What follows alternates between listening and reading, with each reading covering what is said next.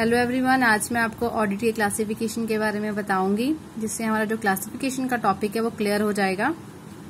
तो सबसे पहले हम ऑडिट देख ले क्या होता है। बिजनेस में हमें जैसे पता है दो चीजें हम प्रिपेयर करते हैं, एक बैलेंस शीट और दूसरा प्रॉफिट एंड लॉस अकाउंट। अब ये दोनों अकाउंट एक एम्प्लॉय भी क्रिएट कर सकता है, बना सकता है, चाहे वो क्वालिफाइड है या नहीं है। तो इस चीज को इंश्योर करने के लिए कि जो भी बिजनेस की वैल्यूज हैं वो सही हैं, तो बिजनेसमैन ऑडिटर को अपॉइंट करता है। और जो ऑडिटर का काम है वो ये है कि वो अकाउंट्स को चेक करता है और देखता है कि वो अकाउंट सही तरीके से बने हैं या नहीं। अब क्लासिफिकेशन ऑफ ऑडिट। सबसे पहला प्राइवेट ऑडिट, वो ऑडिट जो गवर्नमेंट के अंदर नहीं आता। जो प्राइवेट बिजनेस करते हैं तो वो लोग अपना ऑडिट करवाते हैं। सो इसका सबसे पहला पॉइंट है audit for sole traders account. दूसरा है audit of accounts of partnership firms, individuals का अकाउंट और इंस्टीट्यूशंस जो गवर्नमेंट के अंदर कवर नहीं होते। सबसे पहले प्राइवेट ऑडिट, ये जो स्टेट्यूटरी रिक्वायरमेंट्स के अंदर नहीं आता, यानी गवर्नमेंट की रिक्वायरमेंट्स के अंदर नहीं आता, उनके लॉज रूल्स रेगुलेशंस के अंदर नहीं आता। ये इंडिविजुअल इंटरेस्ट है, पब्लिक इंटरेस्ट नहीं है। जब इनकी टर्नओवर एक्सीड हो जाती है तब स्टेट्यूटरी रिक्वायरमेंट्स के अंदर ये लोग आते हैं। गवर्नमेंट ने इनको एक टर्नओवर की अमाउंट दी होती है, अगर ये लोग उससे एक्सीड कर जाते हैं, उससे ज्यादा अपना प्रॉफिट कमाते हैं, तो जो गवर्नमेंट है अपने रूल्स और रेगुलेशंस इनके ऊपर अप्लाई करती है। सबसे पहला है सोल ट्रेडर्स। अब सोल ट्रेडर्स में क्या है, जो बंदा अकेला काम कर रहा है, अब इसको ऑडिट करवाना कंपलसरी नहीं है, पर फिर भी ये अपने फायदे के लिए करवाता है। सबसे पहले एक एग्रीमेंट होता है जो इसके बीच और ऑडिटर के बीच होता है, और उसी एग्रीमेंट के बेस पर ऑडिटर जो है वो अपना काम करता है। इसमें ये चेक करवाता है कि इसके एक्सपेंसेस, अगर कोई फ्रॉड्स हुए हैं, वो कोई एरर्स हैं तो उसके बारे में। अब सोल ट्रेडर जो है वो इनकम टैक्स पर्पस के लिए भी अपना अकाउंट ऑडिट करवाता है, ताकि उसे पता चले कि एग्जैक्ट अमाउंट उसके बिजनेस की कितनी है, प्रॉफिट उसने कितना कमाया और कितना उसे टैक्स पे करना है। Next is partnership firms. अब पार्टनरशिप फर्म्स को वैसे तो जरूरत नहीं है अगर हम गवर्नमेंट के रूल्स के अकॉर्डिंग देखें तो, पर फिर भी अगर इन फर्म्स को अपना एक सही बैलेंस मेंटेन करना है तो इनको अपने जो अकाउंट्स है वो ऑडिट करवाने पड़ेंगे। सबसे पहला पॉइंट है कि इसे इंश्योर करना पड़ेगा कि अकाउंट्स करेक्ट हैं, तो इसके लिए इन्हें ऑडिटर तो अपॉइंट करवाना पड़ेगा। दूसरा पॉइंट फ्रॉड्स और एरर्स पे चेक करने का, कि कहीं पे कोई गलती या कहीं पे किसी ने फ्रॉड तो नहीं किया। ये एक म्यूचुअल एग्रीमेंट होता है पार्टनर्स और ऑडिटर के बीच का, तो जो ऑडिटर है वो इसी के बेस पे चलता है। अब ऑडिटर ये देखता है अगर यहाँ तो पार्टनरशिप डीड है तो उसके अकॉर्डिंग चलेगा, अगर पार्टनरशिप डीड साइलेंट है तो वो उनके एग्रीमेंट के अकॉर्डिंग चलेगा। अब जो पार्टनरशिप फर्म के पार्टनर्स हैं उन्हें ये भी देखना है कि उनके कितना टैक्स है, सो वो टैक्सेशन पर्पस के लिए भी करवाएंगे ताकि उन्हें प्रॉफिट पता चले और उस पर वो टैक्स पे कर सकें। अपनी लिक्विडिटी मेंटेन करने के लिए और ये देखने के लिए कि उनकी लिक्विडिटी कितनी हाई है, यानी साल के अंत में उन्हें ये पता चलेगा कि उनका बिजनेस कितना लोन ले सकता है, कितना लिक्विडिटी, कितने उनके पास पैसे हैं और कितना वो आके लोन ले सकता है। और लास्ट में अवॉइड करेगा मिसअंडरस्टैंडिंग, कि अगर ये लोग अपना अकाउंट ऑडिट करवाते हैं तो इन्हें अपने बिजनेस की सही वैल्यू पता चलेगी, जिससे पार्टनर्स के बीच के होने वाले जितने भी कॉन्फ्लिक्ट्स हैं, मिसअंडरस्टैंडिंग है, उनसे बचा जा सकता है। अगला है इंडिविजुअल। अब इंडिविजुअल भी अपने खुद के पर्पस के लिए करवाता है, अपने खुद के प्रॉफिट के लिए, अपने खुद के मतलब के लिए अकाउंट ऑडिट करवाता है। पहला तो सिंपल है, टैक्सेशन पर्पस के लिए, कि उससे जानना है उसकी इनकम कितनी है और उस पर वो कितना टैक्स पे करे। दूसरा फ्रॉड्स एरर्स इनसे बचने के लिए, और तीसरा अपनी ट्रू इनकम जानने के लिए। अगला है इंस्टीट्यूशंस। अब ये इंस्टीट्यूशंस वो हैं जो नॉन प्रॉफिट ऑर्गेनाइजेशंस हैं, यानी जैसे जो ऑर्गेनाइजेशन डोनेशंस पे चलती हैं या ट्रस्ट होते हैं। जैसा कि मैंने आपको बताया कि ये इंस्टीट्यूशंस डोनेशंस पे चलती हैं, ट्रस्ट पे चलती हैं, नॉन प्रॉफिट ऑर्गेनाइजेशन की हैं, तो इनको भी ये चेक करना होता है कि इनकी कहीं एरर्स और फ्रॉड्स तो नहीं है। तो इन सबको चेक करने के लिए अपने जो अकाउंट है वो ऑडिट करवाते हैं।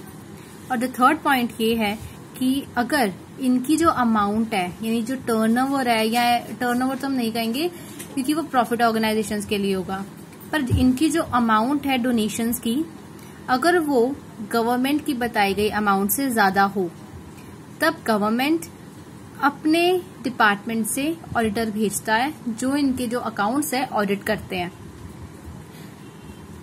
Then next is government audit. Simple है नाम से कि वो जो गवर्नमेंट के अंडर आए, वो कंपनीज जो गवर्नमेंट के अंदर आती हैं, जो सोसाइटी के लिए काम करती हैं। गवर्नमेंट कंपनीज जो है हमेशा सोसाइटी के इंटरेस्ट के लिए काम करती हैं। जो भी पैसा गवर्नमेंट कंपनी सोसाइटी पर यूज करती है और जिस पर्पस के लिए भी वो पैसा प्रोवाइड करती है, तो गवर्नमेंट हमेशा ये इंश्योर करना चाहती है कि वो जो पैसा है वो गलत हाथों में ना जाए या उस पैसे का सही यूज हो, मिस यूज ना हो। इसलिए ये जो अपने अकाउंट्स है ऑडिट करवाते हैं। गवर्नमेंट ने इसका एक अलग से डिपार्टमेंट बनाया हुआ है जिसे गवर्नमेंट डिपार्टमेंट कहते हैं।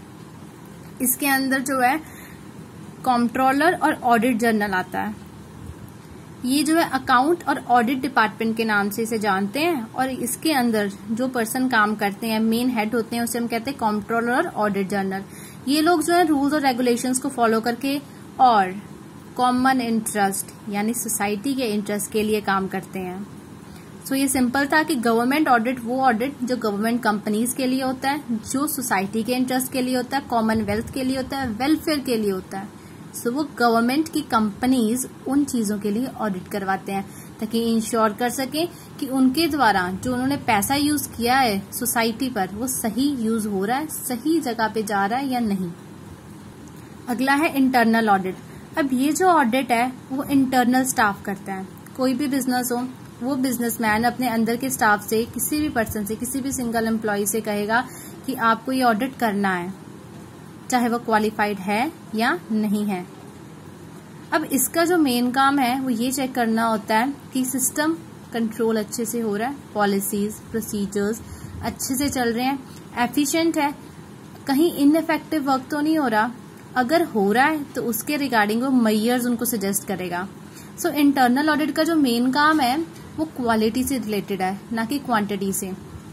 जहां हम इंडिपेंडेंट ऑडिटर बुलाते हैं अपना काम करवाने के लिए, वो क्वांटिटेटिव वर्क देखता है, यानी हमारे profit and loss and balance sheet की अमाउंट्स को देखता है। बट यही इंटरनल ऑडिटर जो है वो क्वालिटी वाइज भी चेक करता है और बताता है कि हम किस तरीके से अपने इम्प्रूवमेंट्स और कर सकते हैं। कोई भी एम्प्लॉय जो ये कर रहा है वो एक इंडिपेंडेंट ऑडिटर की भी हेल्प कर सकता है। अब जैसे कंपनी ने इंटरनल ऑडिटर एक सेट कर दिया कि एम्प्लॉय को कहा कि तुमने ये काम करना है, अब वो जो पर्सन है वो अपना काम अच्छे से कर रहा है। अब जब भी कंपनी एक इंडिपेंडेंट ऑडिटर अपॉइंट करेगी साल के एंड में, अब वो इंडिपेंडेंट ऑडिटर इस एम्प्लॉय से यानी इंटरनल ऑडिटर से सारी इन्फॉर्मेशन ले लेगा। अगर तो वो रिलाय कर सकता है, उसे लगता है कि सारा इंटरनल ऑडिटर का काम एफिशिएंट है, तो वो आगे इसके अपना काम स्टार्ट करेगा उसी समय। पर अगर उसे लगता है कि वो सेटिस्फैक्ट्री वर्क नहीं है, तो वो फिर से एक जांच अपनी स्टार्ट कर देगा कि जहां से भी उस इंडिपेंडेंट ऑडिटर को करनी चाहिए, क्योंकि इन द एंड जो गलती निकाली जाती है वो होती है इंडिपेंडेंट ऑडिटर की।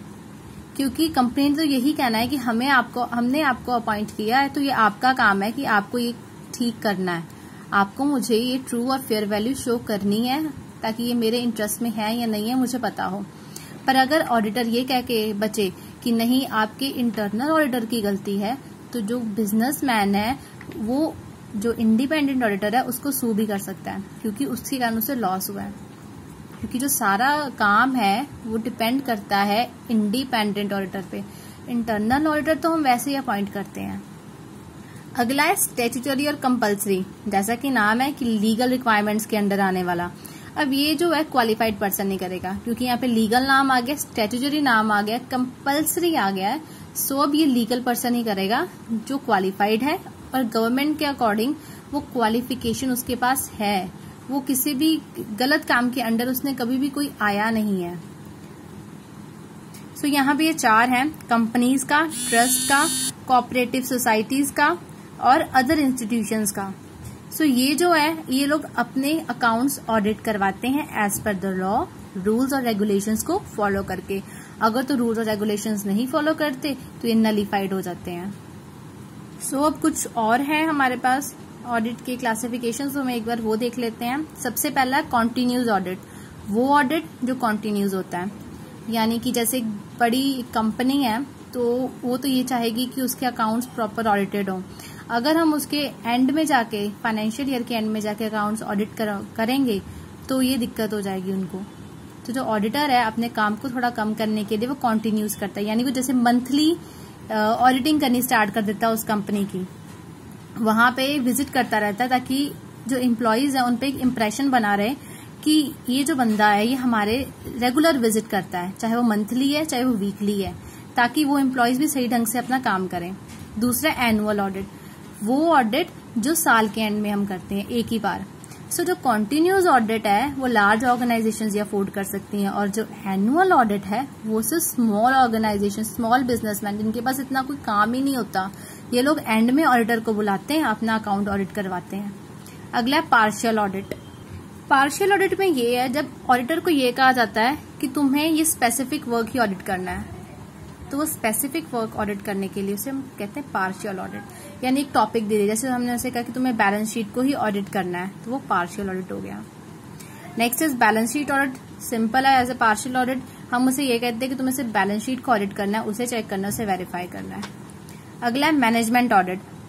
अब मैनेजमेंट ऑडिट में हम ये लोग ये करते हैं कि हमें जो मैनेजमेंट के फंक्शंस और प्रोसेसेस है ना, हमें उनकी इवैल्यूएशन देखनी होती है, हमें ये देखना होता है कि वो इफेक्टिव है या नहीं।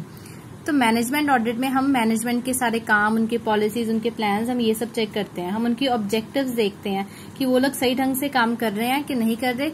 अगर तो कर रहे हैं तो ठीक है, नहीं तो हम उन्हें सही मेजर्स बताएंगे, रेमीडियल मेजर्स, कि वो लोग वैसे चलें।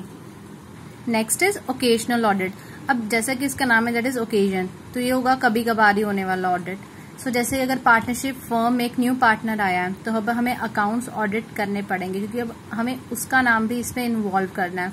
सो एक ओकेजनल ऑडिट हुआ ये। अगला standard audit. So standard audit में हम ज्यादातर ये देखते हैं कि जो भी हमारी आइटम्स हैं, जो भी हमारी आइटम्स ऑडिटिंग के साथ रिलेट करती हैं, उनका एक प्रॉपर स्टैंडर्ड मेंटेन है या नहीं, यानी एक कंप्लीट चेक है। अगला है ऑडिट इन डेप्थ। अब ऑडिट इन डेप्थ कब होगा? जब जो ऑडिटर है वो पूरी डिटेल में हर एक चीज की जांच करेगा, जैसे हम कहते हैं पूरी चेक करेगा। या तो वो सैंपल चेकिंग करेगा कि अगर उसे लगता है कि ये काम ठीक है तो वो बाकी के जो जितने भी अकाउंट्स हैं उन्हें उसी तरीके से देखेगा।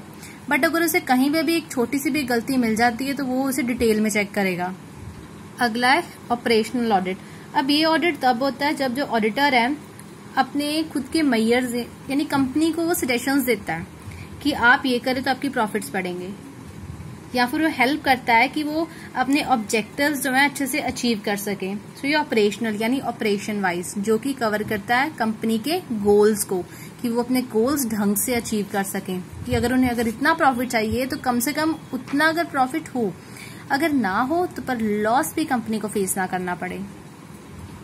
लास्ट है कॉस्ट ऑडिट। अब जो कॉस्ट ऑडिट है ये सबसे पहले इंडिया में ये चीज स्टार्ट हुई थी कि जब सेंट्रल गवर्नमेंट ने कहा था कि हमें अपने अकाउंट्स को ऑडिट करना है। ये जो अकाउंट्स हैं वो कॉस्ट से रिलेटेड हैं। अब कॉस्ट ऑडिट में भी हम यही चेक करते हैं कि एरर्स, फ्रॉड्स हो गया, इंश्योर करते हैं कि जितनी भी अकाउंटिंग प्रोसीजर्स कॉस्ट के साथ रिलेटेड हैं वो सही हैं या नहीं है। सो ये कॉस्ट ऑडिट सिस्टम भी कंपनी को प्रॉफिट गेन करने में हेल्प करता है। सो मैंने फ्रेंड्स आपको कॉस्ट की क्लासिफिकेशन और साथ ही साथ मैंने आपको ऑडिटिंग की क्लासिफिकेशन के बारे में बता दिया है। सो अगर आपको कुछ नहीं समझ आता प्लीज कमेंट करके बताएं, और प्लीज सब्सक्राइब करें मेरा चैनल और लाइक जरूर करें मेरी वीडियो को। Thank you.